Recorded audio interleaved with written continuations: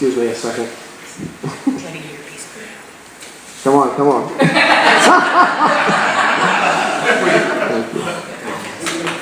Thank you that there's no feedback standing over a monitor like that. No Jimi Hendrix at Woodstock today. Yeah, the prosperity reading this morning made me think of something funny that happened to me yesterday. Well, something very beautiful. I was feeling so much immense gratitude because thinking, what really does abundance, prosperity mean to me? And prosperity, abundance means to me paying for an economy car, and you go out there and they're like, well, just take the Dodge Charger fully loaded rocket bullet thing. And I'm like, oh my God, in Wimberley they're going to think I'm Dale Earnhardt, not Dale Hoffman. And I get into it, and that's why I have the hair, so that when I drive fast, it... All right, let's wash all that away. Be aware of your breath.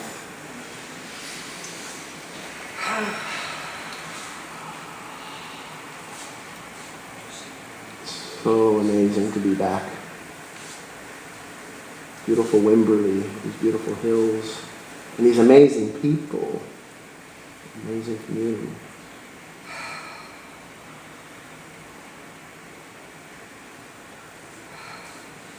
Be aware of your body breathing. Let go of trying to change your breath or put it into any specific pattern. Just be aware of it.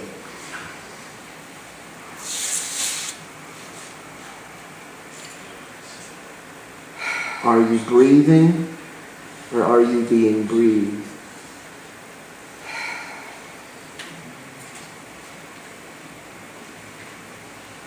Pay attention to your breath. You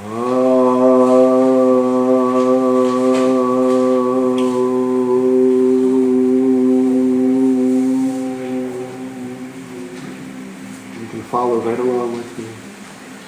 Awoon is the sound we're looking for. A-W-O-O-N. We'll do it 7 times. It's a good number, 7. On the 7th, put everything you have into it. Just put everything you have into that 7th one, and then we're going to rest in silence for a few moments.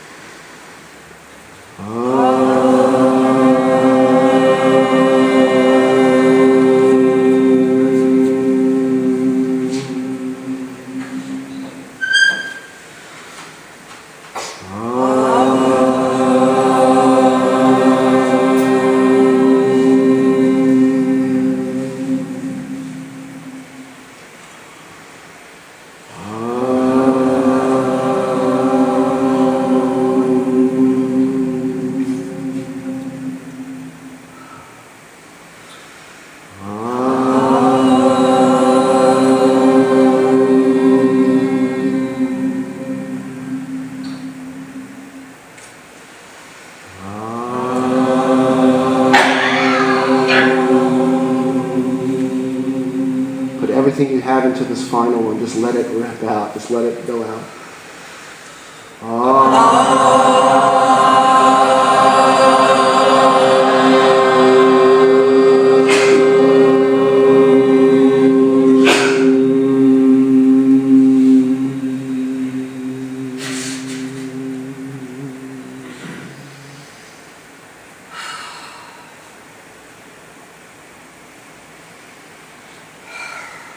Abund voshmeyad mutkarashma.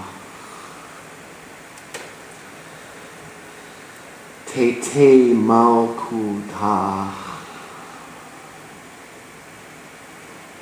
Nehwe tzipian kakan voshmeya apara.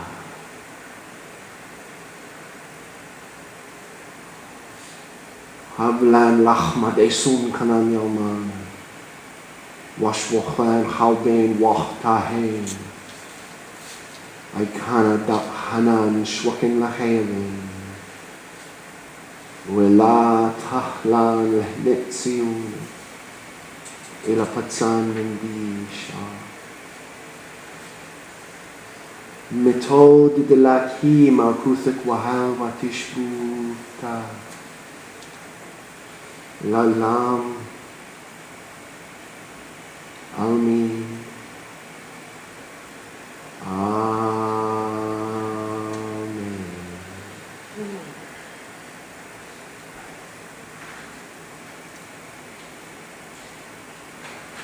Slowly open your eyes.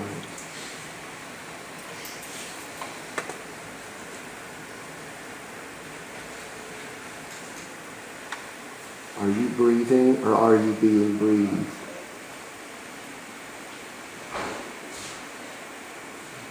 Do you see or are you being seen through?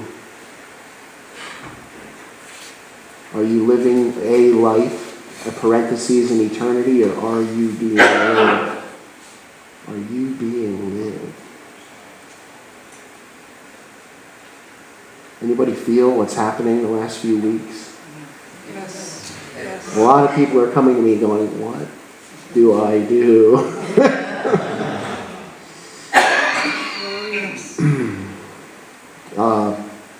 This is really, it really is, it's simply the beginning.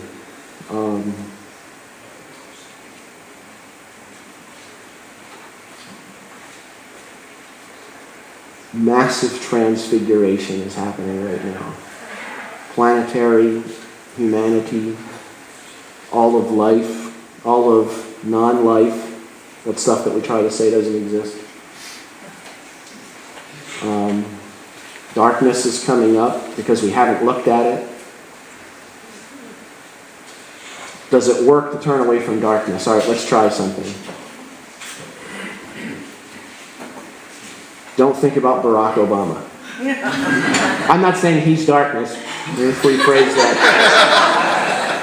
Don't think about Barack Obama. Don't think about Michael Jackson.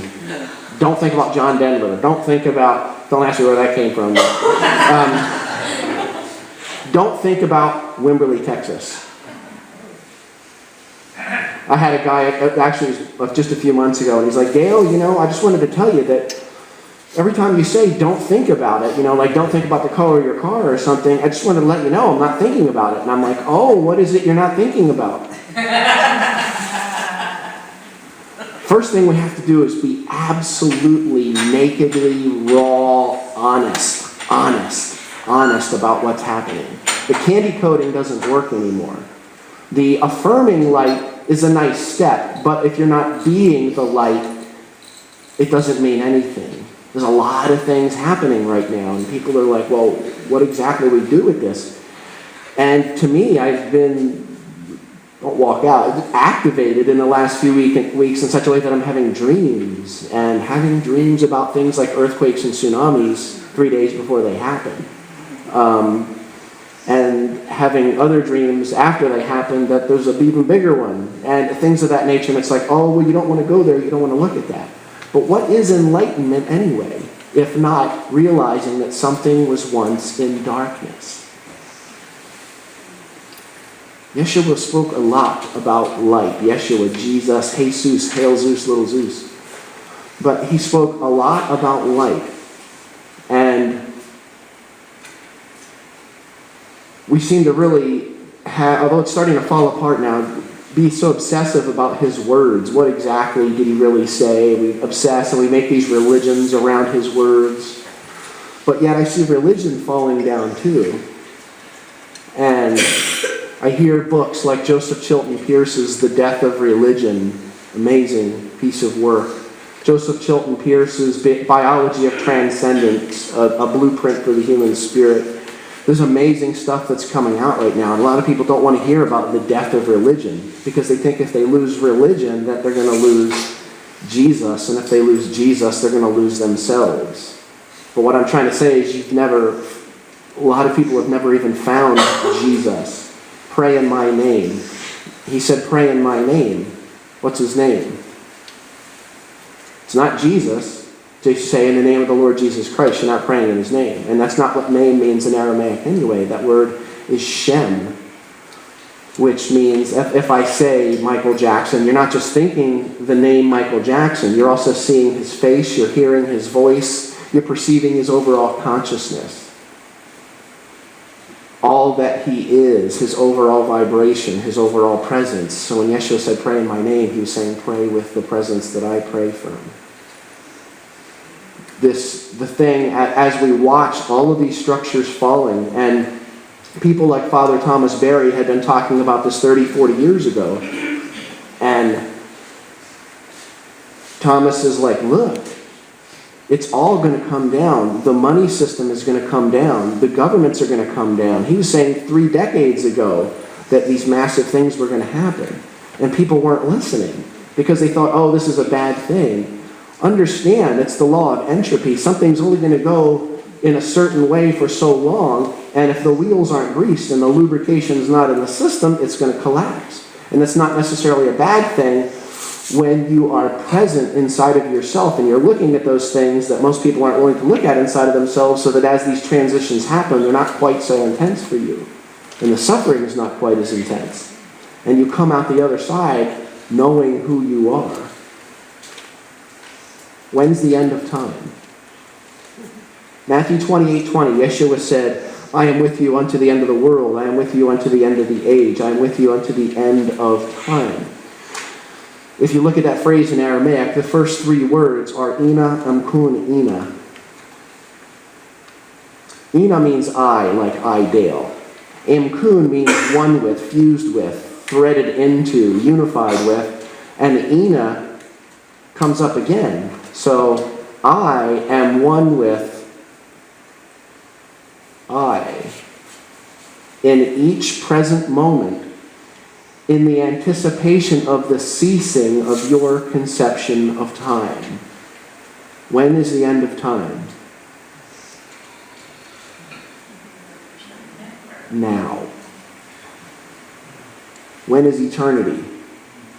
Now.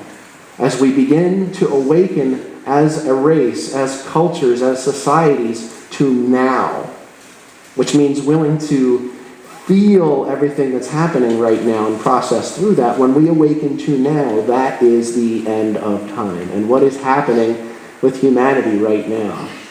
We're awakening to now. Now,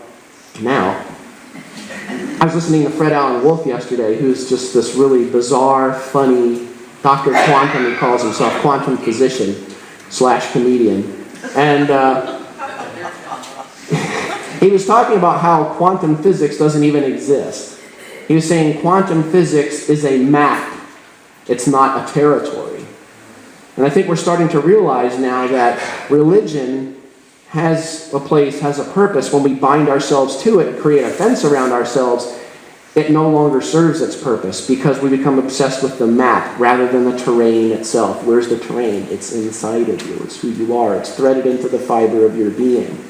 But he made a statement that he said in this interview, it was from Coast to Coast AM a few weeks ago, and he said he spoke of 3 keys. The third one really got me. He said, quantum science has realized that the mind does not exist in the body. The quote-unquote body exists within mind. Quantum physics can observe mind, but they can't understand or find it. They can see its effects, but they can't find it. What is it that Wayne Dyer always said? We can find the command center, but never the commander. Or in the original words of Robert Frost, I've heard it misinterpreted, but his exact words were, we all dance around in a ring and suppose, while the secret sits in the middle and knows. That dancing around is religion, which is fine, but it's not the experience. It's just the map that's about the territory. Something that he was also speaking about was, he's talking about in the original Kabbalah, in the original Hebrew Torah, and this is something that still a lot of people don't even get. And if you look at it even in the King James, you can kind of get a surface meaning of it. How many times was light created in the Old Testament in Genesis? 2, not 1. How does that make sense? 2 lights? It says, and then let there be light, and then there was light. But the sun hadn't been created yet. Sun came later. So what was that light that he was talking about? There's a lot of Yeshua phrases where a lot of people ask me all the time, they're like, what did he... All right, come here. What did he really say? My response is always the same. I don't know, I wasn't there. Not that I'm aware of. But I can give you deeper understandings from the language that he would have said it in. Praise God for Mel Gibson. Strange words to hear coming from... because people never thought before Passion of the Christ, most people never thought, oh, he didn't speak English? English didn't exist, y'all. It didn't even exist. He didn't say words like spirit. That's Latin. Latin may have been around. The chance of him learning the word for spirit in another language and using that one instead of his own native tongue is kind of odd. That word he would have used is ruha, which means more accurately breath. So when you see a lot of his teachings about spirit, what you want to do is take your little Gideon Bible, either that you got from the hotel or the little green ones that you get on the urinals in the rest areas, and take the word spirit and just cross it out with a pencil and write the word breath above it. In some cases he meant spirit, that underlying substance, the pneuma. But in most cases it was more accurately breath. Now I'm going to read you something. This is saying 50 from the Gospel of Thomas. If they say to you, where did you come from? Say to them, we came from the light. The place where the light came into being on its own accord and established itself and became manifest through their image. Manifest. We don't know what words mean anymore. What does manifest mean? People are create, bring into being. That's what we think it means. People are obsessed with manifesting. I want to manifest, manifest, manifest. That word manifest is a Latin word that means obvious. You're manifesting all the time, but you're only manifesting that which is obvious in your consciousness. You can focus on whatever that physical thing is that you want.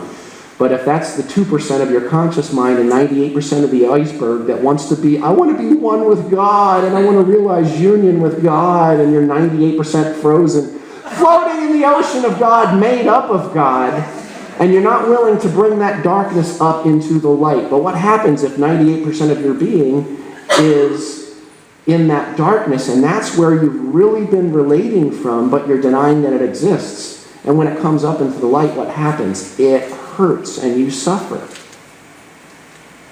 Unless.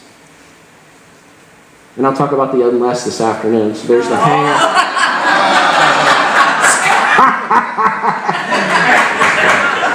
You'll get that this afternoon. But network marketers are going, I got to write that one down. If they say to you, is it you? Are you the light? Say, we are its children. We are the elect of the living Father. If they ask you, what is the sign of your Father in you? Say to them, it is movement and rest. Where does movement and rest apply in your life?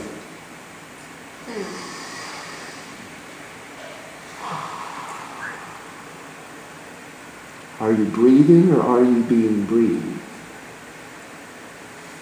Are you living, creating, doing, or are you taking time to be? We're not human doings, we are human beings.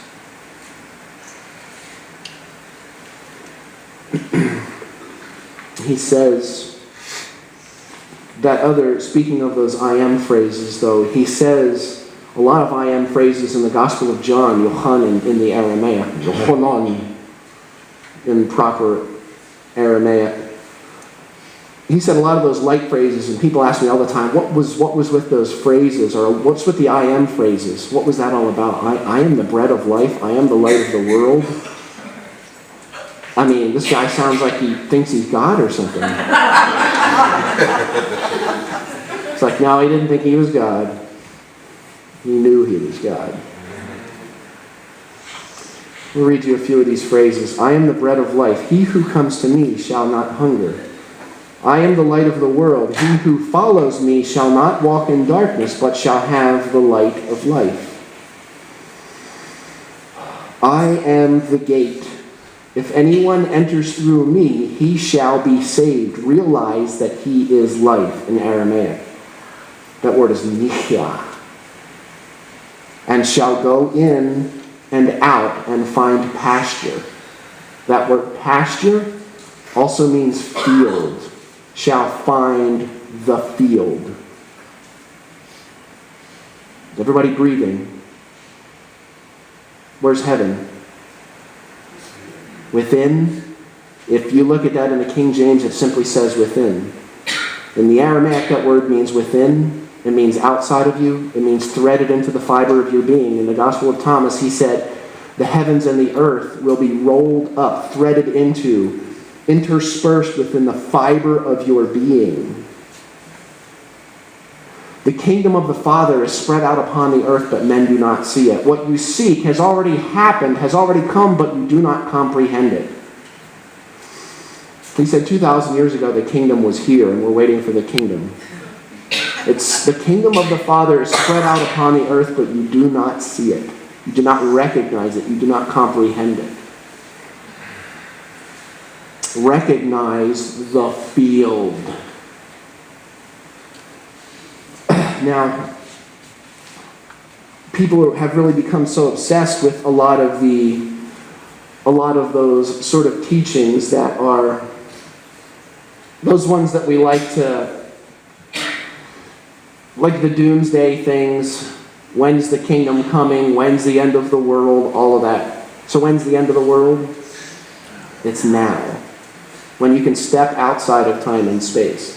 But when he said these phrases, the first word in each of them in Aramaic, you won't see this in Greek because they had no way to translate that word the word that was translated as I am from Aramaic. They had no way to translate it into Greek. They had no words for it. They couldn't even understand that concept.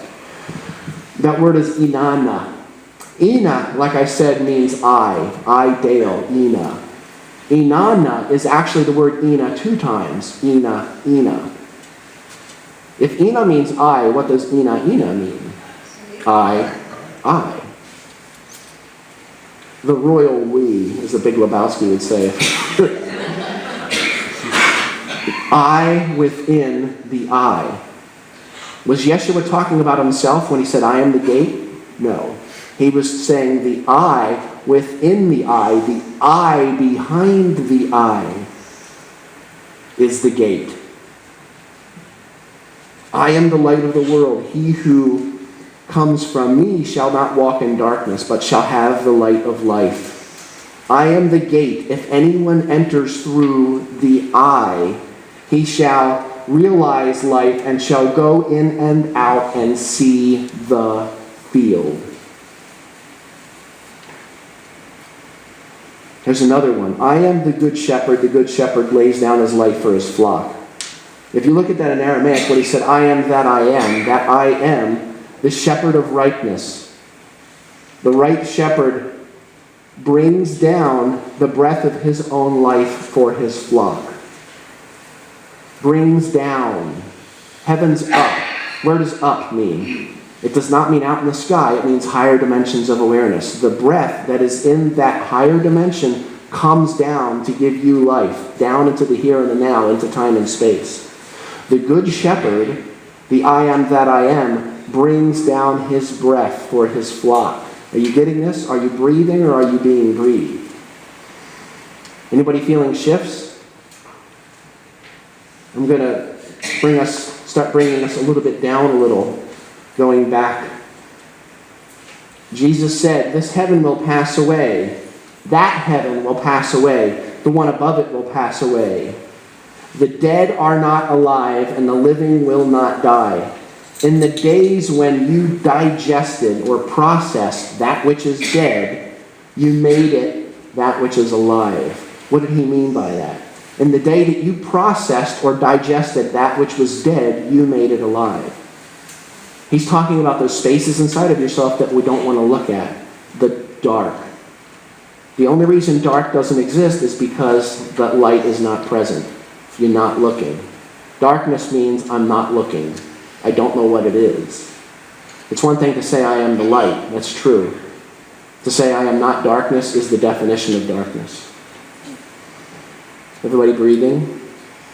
I want to bring this to a close with the end of this. He says, when you come to dwell in the light, what will you do? On the day when you were one, you became two. What's he talking about?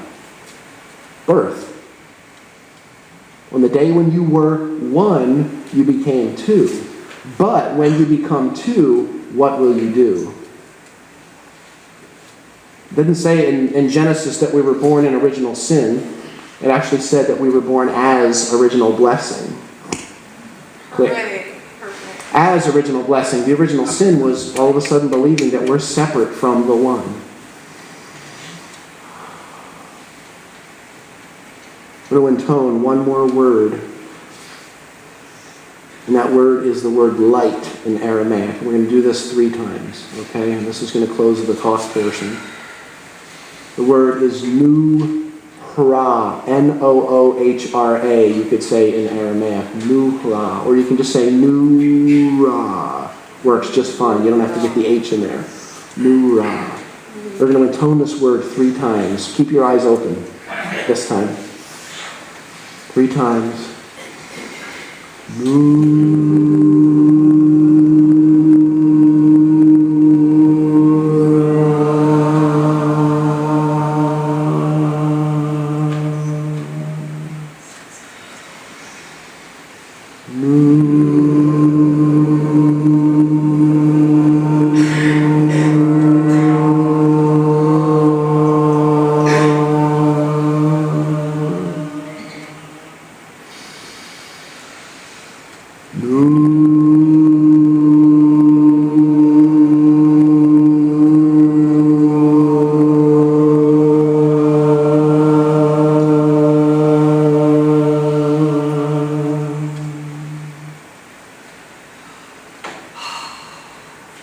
Is it you? Are you the light? We are its children. We are the elect of the living Father. It's us who is that light that became obvious. Sometimes it's not so obvious, but the only times it's not obvious is when you're not being the light. You're not looking at everything in your life. Light judges nothing. It shines on everything. Whatever you're trying not to look at, you're creating more intensely than if you were to look directly at it. And we really need that right now in this earth. Without sounding doomsday, what's coming is worse than you're being told. What's coming is worse than you can imagine. If you know who you are, and you can be now with all of it. This has been scripted in for many, many generations. It's in astrology, it's in astronomy, it's in the religions, it's in the philosophies worldwide, the indigenous cultures. You can deny it, and it's going to hurt a whole heck of a lot more if you do that. We're going to get through this together, maybe not all physically, but in the end, we're all going to be together again. In the words of a great song from Bono, from U2, we're one, but we're not the same. We get to carry each other, carry each other.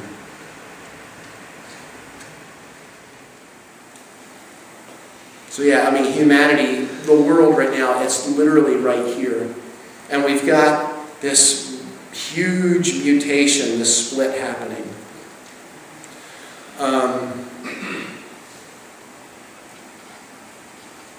One side Well, there's not even two. There's just multitudes of splits. There really is. We've got splits like, we believe that Jesus is the only Son of God, so we're going to get taken up and you won't. If you have a thought like that, you're dead in the water. You have no chance. No chance. Anything that excludes any aspect of the beingness of God, any cell of that entire body of God, is darkness. It's Satana personified. It's a being divided against itself. So if you have the capacity to say that someone will be left behind, that in which you judge another, you are guilty of practicing. That which you measure unto another will be measured unto you. The first shall be last, and the last shall be first. Those who find their selves will lose it. Those who find their life, who think they've got it all figured out. Those who lose their life, give their life in the service to humanity, will find it. It's all smoke and mirrors. There's also the segments of, everything's beautiful, hunky-dory, spiritual, new agey, crystalline light. And, I'm up here in the ethers, and, there's nothing bad happening. And then you say just the right thing, and then you can see which is okay. And you can say just the right thing to the sort of the airy-fairy head in the clouds ones, and they just unlock. Now, if they could go with that, they would realize the true of being connected to all without being lost up in the ethers. The ones that are in the far extreme are just going into that whole, some places, Ellen was real clear, she's like, we're looking for the experiential. Now, a lot of places, when they say experiential, what that means to me is we want to feel hunky-dory, and we want to feel nice, and we want to float out of the room. And there's aspects, and there's certain truths in it. But I knew that she was talking about something a little deeper. At least I felt that. Not just that we want to feel good, but we really seek to get inside those Jesus teachings and literally live them. The core of his teachings literally was removed when that word breath became pneuma in the Greek, which means underlying substance. Or even more so when it became spiritus in the Latin. Spiritus is something out there, in a way. Be honest about it. When you say spirit, I am spiritual, it's a very cognitive experience in a lot of ways. But what if I say you are breath? And Yeshua didn't look around and see spirits in that Latin sense, but he saw the breath of life, breath of life, breath of life. And we want to embody the teachings, such as, how do you reawaken the direct experience of love your neighbor as yourself? Well, feed them food, blah, blah, blah. That's great. That's, yes, absolutely being in service, but there's more to that. That word neighbor in Aramaic is carob. No, it's not that chocolate-like thing that you can make shakes with. Healthy shakes. Yeah, that's carob. But love your carob as yourself. Love your chocolate as yourself. That makes a lot better too. That's probably a good marketing thing. Yeah. It's easy. This is how I make it myself. Carob means any object of your attention, anyone that you think about. Love your neighbor as yourself. Love anyone that you think about as yourself. That means not only the person next to you, it means on the other side of the earth. People say, okay, there's a tsunami and there's an earthquake in Japan, or look what's happening in Egypt or Libya. But, a lot of people, probably a very high percentage, a shocking percentage, have a part of their being that says, well, that's the other side of the earth, and we're okay. It's not the other side of the earth. It happens in the field. The field is everywhere. The field is at every point of presence. And yet we can also go to that place of going into that thing where we're just, we're into all this suffering and upset and still not processing what needs to be processed. And we're going to get those 3 keys that I mentioned this morning. But love anyone that you think about, any object of your attention, including the table you stub your toe on in the middle of the night, as yourself. That word self in Aramaic is nafsha. Nefesh in the Hebrew, nafs in the Arabic. Literal black and white linguistic translation is breath of life. So what did he actually say? What's the direct experience of that teaching? Love anybody that you think about. Love the object of your attention as the breath of your own life. Why? Why would he say love anyone you think about as the breath of your own life? It is me. Because they are the breath of your own life. The world's getting smaller really fast. Twitter, Foursquare, Buzz, Facebook, MySpace. I don't know, did I forget any social networking phenomenon? All of them. It's happening really quick. And there was something very profound for me, having had a smartphone for about 5 weeks now. And I thought, this is going to complicate things in some ways. There's something deeply spiritual about throwing a tweet out there, and seeing responses come back instantaneously. And I can post to all these different social networking sites at one time. And then I can log into all the sites and see all the dialogue that's going on, over I said, my brain hurts or something. I don't say stuff like that, but maybe I should. But there's something really deeply spiritual about that, about the internet, about, it's amazing how there's an engineer that I was speaking with a really dear friend of mine, David. He was talking about how the meridian lines, the magnetic lines of the planet have been shifting. If anyone's ever heard of the GOES satellite system that Greg Braden talks about, and he's talking about how there was a period, these satellite systems, one of my best friends, Mike, the first person that was next to me when I discovered the Aramaic and was awakening, he was the one that was there 20 years ago. Mike works with the Federal Aviation Administration, and he knew all about the GOES satellite system, GOES, and it sends back readings of the magnetic poles of the Earth every 30 minutes of each pole. And there was a certain point in time several years ago where scientists noticed a dramatic spike, actually a series of spikes, in the GOES satellites. And they're like, well, this is very intriguing. What exactly is this? And they laid that material of those spikes over what's called a time map. And they found that those spikes of the magnetism of the Earth happened just before and just after 9 a.m. September 11th, 2001. And what they deduced as scientists was that the collective emotional resonance of humanity caused the magnetism of the Earth to spike in such a way that they had never even seen it in recorded history. And it's not necessarily when the buildings were hit, but when it was transmitted out. And everyone saw the first one after it was hit, but the second one happened live on television. And a lot of people were watching. But as these grid lines, there's a lot shifting right now. Not gloom and doom, let's be honest. Most science doesn't show that we're going to have a polar shift, but we're definitely having tectonic shifts more so than we've had in many, many thousands of years. And it's only the beginning. What's happening is only the beginning. Wimberley, Texas, I would say, is a pretty dang safe place to be, considering what's happening.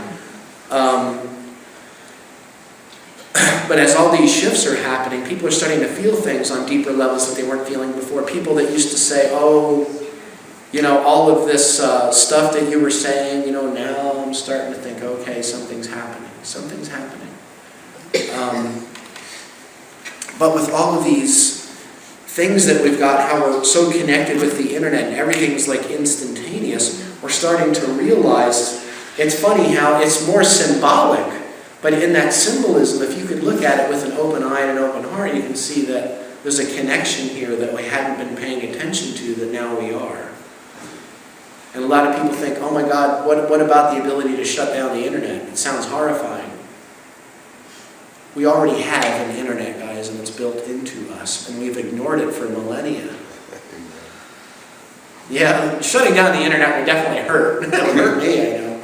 But maybe there's a deeper message here. I spoke of those meridian lines and the grids across the earth, and there's been a lot of shifting. And, well, one friend of mine had told me that as all of this shifting has taken place, that Shambhala, that was located, what they thought was in the Himalayas of Tibet, has now shifted. Does anybody know where it shifted to? Chile. Now let's think about that. We just, as a collective consciousness of humanity, watched several dozen people who were lost in the darkness, in the deepest recesses of the earth, in that darkness. And we came together as a humankind, as humanity, to find everything we could to bring them back into the light. But we had to do this very consciously, bringing them into the light. We had to do it. They had to wear sunglasses. They had to graduate themselves up. We had to be ready in case any kind of other shifts happening, because as the light comes up, what happens? Anything that's unlike that light is going to have to push up. It's almost like I have my own parables. I like what Cynthia Bourgeot, Episcopalian priest Cynthia Bourgeot, said that Yeshua's parables are meant to fry your sockets. Kind of like a Zen koan. And one of my parables that I created is this. It's life, or the kingdom of heaven, is like bobbing for apples. Okay? So you've got apples in a tub of water, and what you actually do is, instead of sticking your face in them, you literally step into that tub of apples.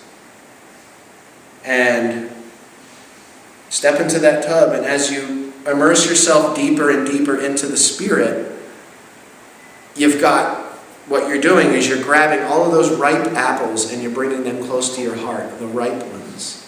You just leave the rotted ones there, let them float in the water. And what happens as you immerse yourself more and more in that tub of water, immersing yourself more and more in the Spirit, more in the kingdom of heaven, the rotten ones just pop out, don't they? But you hold the ripe ones close to your heart. So there's my parable. But seed on the side of the road. And that's what we really need to do now. But we have to acknowledge the rotten apples. And the rotten apples are not out there. The rotten apples are in ourselves. So now we're going to move into the second half, or a little bit past the second half of the phase of the workshop. I said this morning, as all of these things happen, these awakenings happen, we have to be able to process what's happening. As an example, when I say that is, let me put it this way. Let's say that you're 40 years old. I'm right on the brink of that. You're 40 years old and you've lived 4 decades of your life in total darkness. You've never actually seen light. You don't know light exists. And you're able to think something, to have an intention, and somehow feel it on yourself, but you don't understand self because you've never seen self, okay? You've never seen your separate body before. But you're able to intend and feel, what in the world is going on here? Intend and feel. And then at one point, you wake up, whatever, and there's just the tiniest pinpoint of light creeping into this little box that you live in, this box of darkness. What's that going to be like for you? And you go and, what in the world is this? You're passing your hand that you didn't know you had in front of yourself going, what in the world is this? Is this what I'm feeling? Wow. This is what I'm feeling when I'm thinking something and I'm feeling this. Sheesh. So what are you going to try to do to that light? You're going to try to increase it, aren't you? That's the light of God. And it comes through just a tiny, and once the door opens, it never closes again. And the reason why it seems like all of a sudden you've got this great awakening and then everything hits the fan, it's because now the light's on it. And you can see all the grit and the grime now. And if you resist it, it's going to get more intense because now you're conscious of what you're doing. So then you suffer even more unless you're willing to process through that. that consciousness, that presence. Now, let's look at this a different way. In the dark for 40 years, and this door of this dark box you're in just flings open. Is that going to be the light of God for you? And there's a full blazing Texas sun. No, it's not, is it? You say, oh, I want only the light of God. You know what? You have the light of God. It's literally threaded into the fiber of your being. If you were in the presence of the pure light of God, you would disintegrate. You, separate you, would burn. We've got this amazing thing of how we think that hell is, we talk about this whole hell thing, Purgatory Road I was just on, a little while ago. That was leading me here, so I don't know exactly what that means. It was sort of veering more toward Canyon Lake, I guess, but nobody from Canyon Lake. That's good. But everybody's fire is like a bad thing.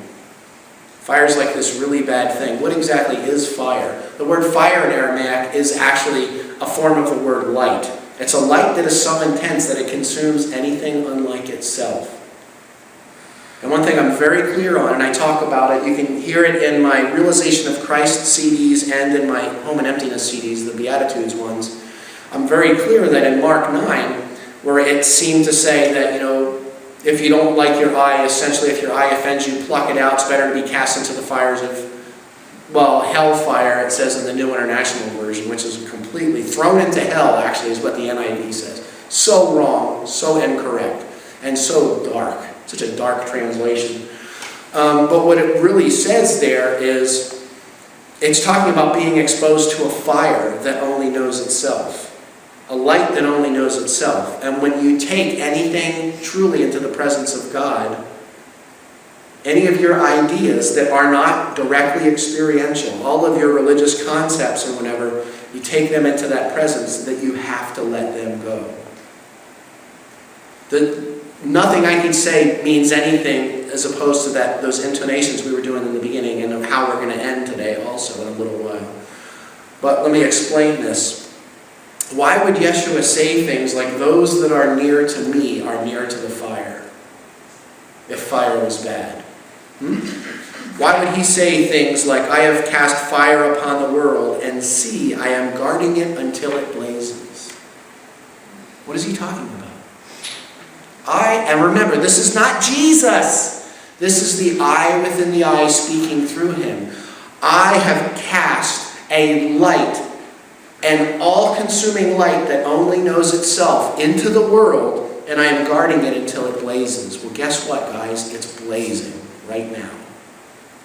Now, when that box opens up after 40 years, it's like, fire of hell, fire of hell, fire of hell. No, no, no, no, no, no, no. There is only the light of God. There is no such thing as the fire of hell. If you believe in the fire of hell, then you believe in that hypocritical mask of religion that we've been force-fed for so many years here. There's only the light of God. When you resist the work of the light of God in your life, you create the fire of hell through that resistance. Do you understand what I'm saying?